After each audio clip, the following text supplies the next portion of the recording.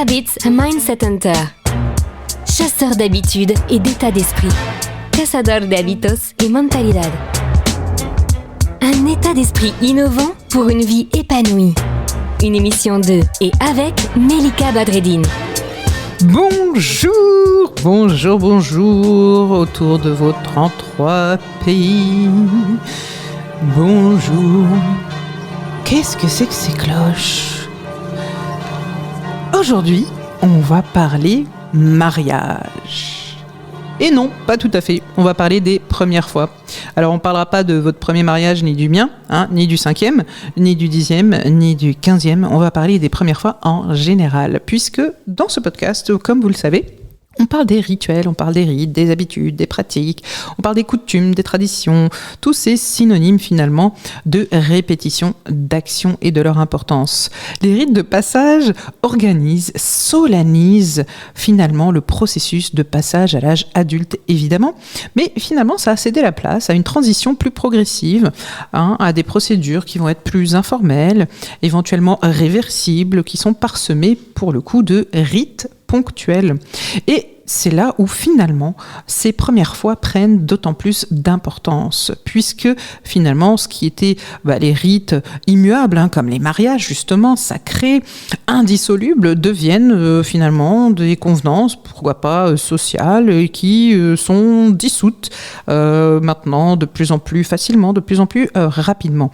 Et alors les premières fois, là j'ai repris pour cela une étude de Michel Bozon, qui est sociologue, directeur de recherche à l'Institut national d'études démographiques, et qui est co-responsable aussi de l'unité de recherche démographie, genre et société. Et dans ces études, il parle de rites de passage et des premières fois, et finalement d'une expérimentation qui devient sans fin. Et tant mieux finalement.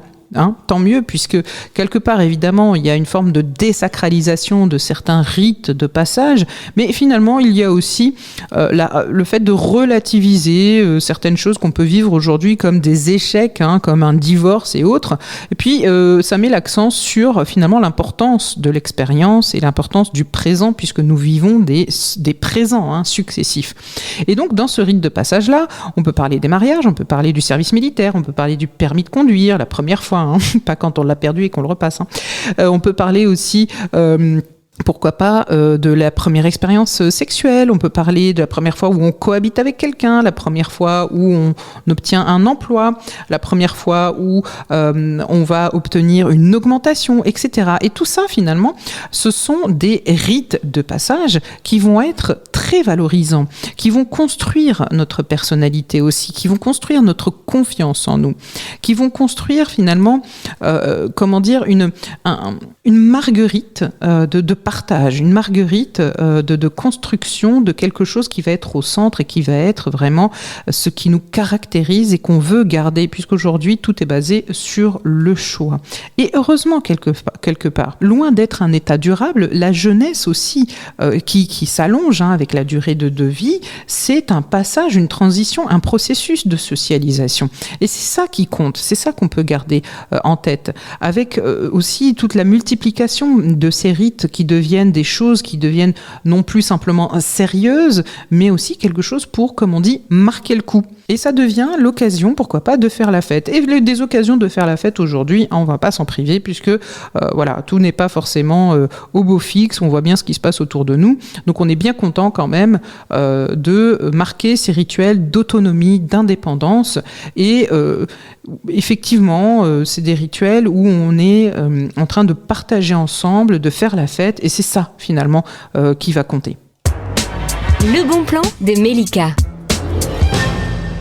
Le bon plan. Aujourd'hui, j'ai envie de vous parler finalement de ce qu'on peut appeler le déclin des rites de passage classiques, mais en réalité, c'est une transformation, une suite avec cette société française ou occidentale, européenne, contemporaine, qui va venir marquer aujourd'hui la multiplication aussi de la diversification de qui on est.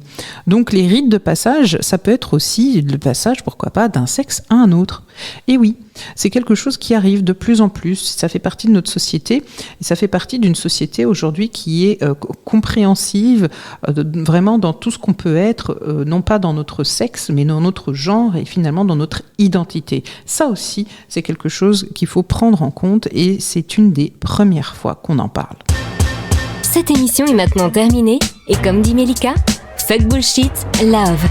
Retrouvez l'ensemble des podcasts de Melika sur toutes les bonnes plateformes de streaming. Infos, actu, formation, coaching, ouvrages sur melikabadreddine.com.